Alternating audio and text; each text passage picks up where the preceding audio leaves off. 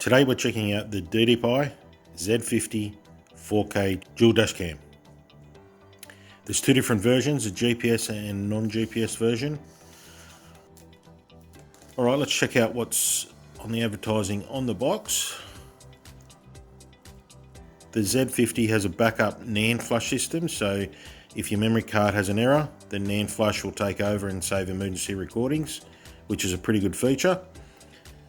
Onto the bottom, you can have a maximum SD card size of 128 gigs. This side, 4K front, 1080p rear, and the front has a Sony IMX415 sensor. Alright, let's open this up and see what's included in these boxes.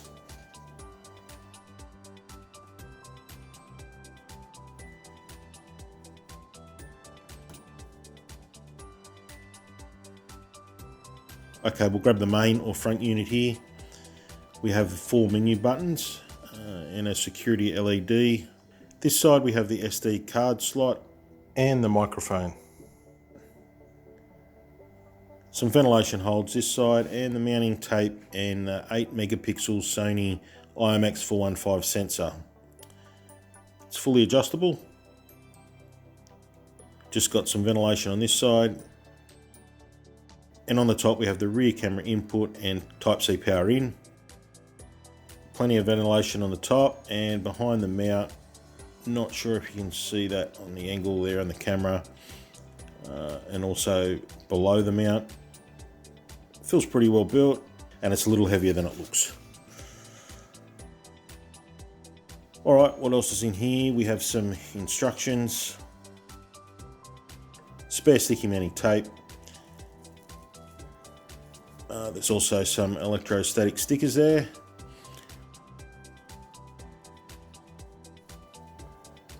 Pop that over in there. Underneath here we have the Type-C power cable.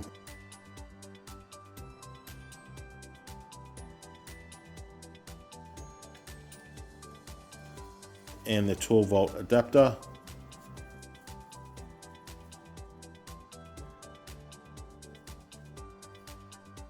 And trim tool. We regularly get videos from Z50 cameras on the channel, so I'm keen to see how it all works.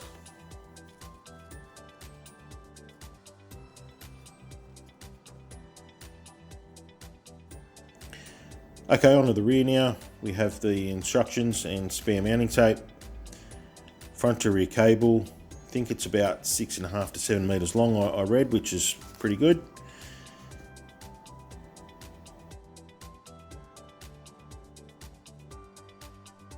And the rear camera, take note of the up arrow there when installing. It's fully adjustable with a small LED on when it's operating.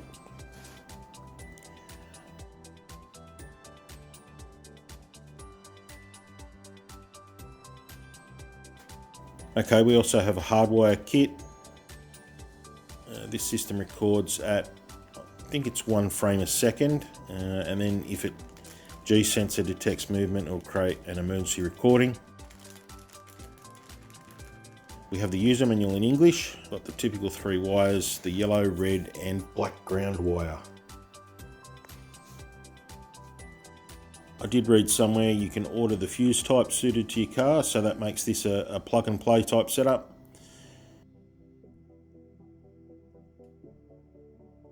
And it has the Type-C connector there back to the camera. Alright, we'll install this unit, but first we'll check out the app and the settings. Alright, let's connect to the camera now. The app's fairly basic. You can make the regular adjustments, turn things on and off, but there's no real camera adjustment. The speaker volume. ADAS reminder, we'll leave that off for now. The rear lens is fine, that's all correct.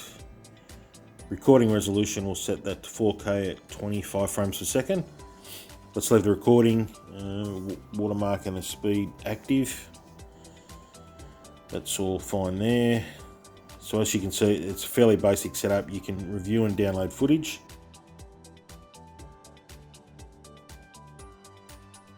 Let's have a look at it. Scrolling through here now. This app has an optional overlay with on-screen data. I'll do a playback to show you that. You can directly upload it to social media. Let's look for the clip we uploaded for the road test. It's somewhere down here. Every time we have one of these videos uploaded on our channel, there seems to be a bit of interest and people do ask a bit about it. It detects motion and gives a lot of on-screen data. You can toggle this on and off. We'll just let that play for a minute and then we'll head out for the road test.